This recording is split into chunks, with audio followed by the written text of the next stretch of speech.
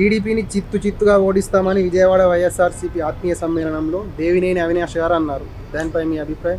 దేవినేని అవినాష్ ఇతను ఏదీ లేని పరిస్థితుల్లో ఇతని చరిత్ర గురించి మాట్లాడితే దేవినేని అవినాష్ చరిత్ర 2014లో కాంగ్రెస్ పార్టీ నుంచి విజయవాడ ఎంపీగా పోటీ చేసి డిపాజిట్ కోల్పోయిన వ్యక్తి ఈ దేవినేని అవినాష్.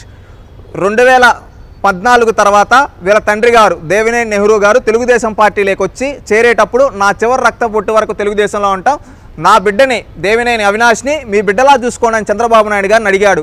ఆ రోజు చంద్రబాబు నాయుడు గారు పెద్ద మనసు చేసుకొని ఆ రోజు ఇతన్ని ఎంపీగా డిపాజిట్ కోల్పోయిన వ్యక్తిని తీసుకొస్తే అతన్ని నేను ఎట్టైనా బాగు చేస్తానని చెప్పి మార్చి ఇతనికంటూ ఒక గౌరవం కల్పించి తెలుగుదేశం పార్టీలో ఎంతో ప్రతిష్టాత్మక పదమైన తెలుగు యువత అధ్యక్షుడిని చేశారు చంద్రబాబు నాయుడు గారు.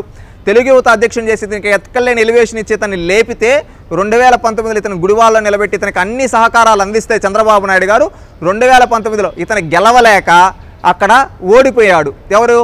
ఈ దేవినేని అవినాష్. అక్కడి నుంచి మళ్ళీ ఎక్కడికి వెళ్ళాడు తెలుసా? 2019 తర్వాత వైఎస్ఆర్సీపీలో జాయిన్ అయ్యాడు. వైఎస్ఆర్సీపీలో జాయిన్ అయినప్పటి నుంచి పెద్ద వాలంటీర్లాగా పనిచేస్తూ ఉన్నాడు. ఈయన చేసిన చరిత్ర ఏంటి? దేవినేని అవినాష్ది దేవాలయం లాంటి పార్టీ ఆఫీస్పై రౌడీల్ని గూండాలు పంపించి కొట్టించిన చరిత్ర ఇతంది. నీ తండ్రికి రాజకీయ భిక్ష పెట్టింది తెలుగుదేశం పార్టీ. దేవినేని అవినాష్ తెలుసా అయ్యా?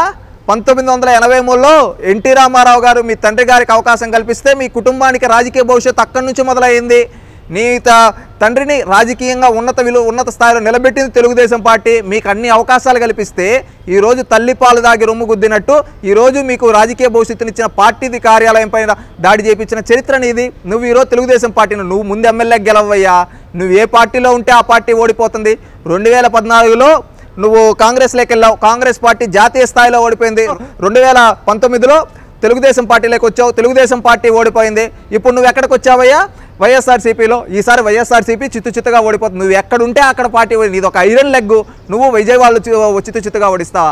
విజయవాడలో 4 సీట్లలో నువ్వు ఒక్క సీటు గెలిచి చూద్దాం నీకు దమ్ముంటే. ఒక్క దగ్గర గెలవలేరు. టోటల్ కృష్ణా జిల్లా స్వీప్ చేయబోతాం తెలుగుదేశం పార్టీ. అది తెలుసుకో. నువ్వు ఎక్కడ అడుగు పెడితే అక్కడ నీ ఐరన్ లెగ్ ఇప్పుడు జగన్మోహన్ రెడ్డి దగ్గర ఉంది కాబట్టి జగన్మోహన్ రెడ్డి భూస్థాపితం అయిపోతున్నాడు. అది తెలుసుకో. నీ గురించి నువ్వు చూసుకో.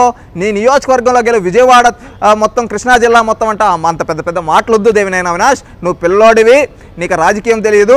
ఎందుకంటే మీ తండ్రి గారు నీకెంతో ఉన్నత భవిష్యత్తు ఉండాలని తెలుగుదేశం పార్టీలో జాయిన్ చేసి నీకు ఒక విలువ కల్పిస్తే అలాంటి పార్టీ నుంచి వెళ్ళిపోయావంటే ఈరోజు తెలుగు యువత లాంటి అధ్యక్షుడి పదవి వదులుకొని నువ్వు ఒక కార్యకర్తగా కూడా కాదు, ఒక వాలంటీర్లా పనిచేస్తున్నావు జగన్మోహన్ రెడ్డికి.